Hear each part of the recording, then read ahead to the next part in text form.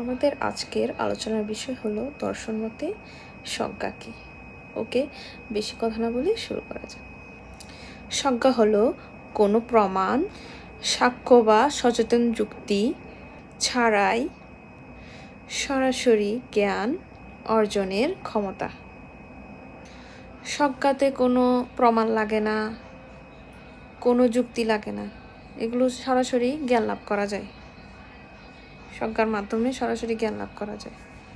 স্বজ্ঞা হলো কোনো প্রমাণ, সাক্ষ্য বা সচেতন যুক্তি ছাড়াই সরাসরি জ্ঞান অর্জনের ক্ষমতা। দার্শনিক হেনরি বাক্সো স্বজ্ঞাকে জ্ঞান লাভের একমাত্র মাধ্যম বলে মনে করেন। সুফি সাধকগণও স্বজ্ঞার মাধ্যমে ঐশী সত্তার পূর্ণ জ্ঞান লাভের চেষ্টা করেন। দেওয়ান মোহাম্মদ আজরফ মনে করেন স্বজ্ঞাই হচ্ছে যথার্থ জ্ঞান লাভের একমাত্র উপায়।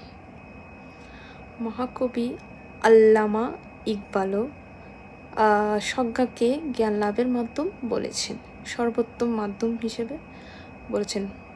স্বজ্ঞা স্পষ্ট যুক্তিতর্ক ছাড়াই তাৎক্ষণিকভাবে ধারণা দেয়। স্বজ্ঞার একটা কমন উদাহরণ দেই, সাধারণ উদাহরণ দেই। এটা হচ্ছে মানে কোনো কিছু ঘটার আগে আপনি অনুভব করতে পারেন যে কী ঘটতে চলেছে, এই আর কি।